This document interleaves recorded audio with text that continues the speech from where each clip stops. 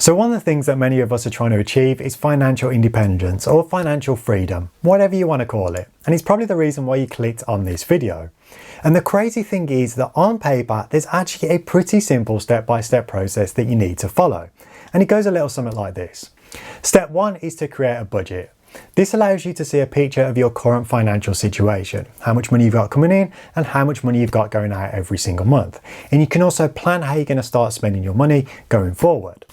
And step 2 is to pay off any high interest debt. And for a lot of people, this is going to be things like credit cards, personal loans, or car loans. Basically, any debt that you've got that's charging you an interest rate that's significantly higher than the current base rate. Step 3 is to cut back on your expenses. So basically look through your budget and look for areas where you can start cutting back every single month so you've got more disposable income available at the end of the month. Step 4 is to increase your income. Basically, start making more money every month. And this can be done by getting a new job, retraining for a better paid career, or starting a side hustle, for example. Step 5 is to live below your means, because one of the things you want to avoid when you start making more money is lifestyle inflation, which basically means as your income goes up, your expenses increase to match it. Because ideally what you want to do is you want to maximize the difference between the amount of money you're making every month and the amount of money you're spending every month, basically having more disposable income.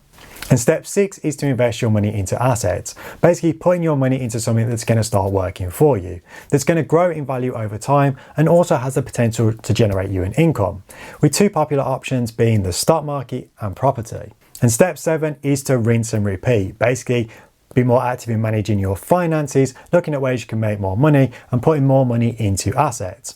And at some point, you will hit your financial independence goal. Now, this is going to vary between people because we all have our own individual circumstances, and also financial independence means different things to different people. For example, what it means to me may be completely different to what it means to you. And when it comes to figuring out what your independence figure is, there's lots of different ways you can do this. There's things like the 4% rule, for example. And this is something you're going to have to go and figure out for yourself, because I can't tell you exactly how much money you're going to need. I hope that makes sense. How much money you're going to need in order to have that financial independence. Because say, we've all got our own circumstances and we've all got our own independence figures. So as you can see on paper, it's a pretty simple step-by-step process to follow in order to achieve financial independence.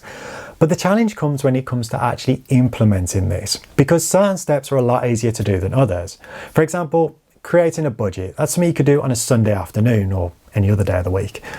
Cutting back on your expenses. This could be things as simple as not buying that coffee on the way to work or cancelling any unused subscriptions or memberships.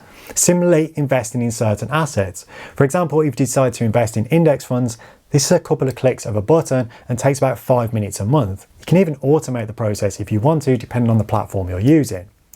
But by far the most difficult step in the process is step 4, which is increasing your income. The reason why this is the most difficult step is because it's outside, in many cases, of your direct control.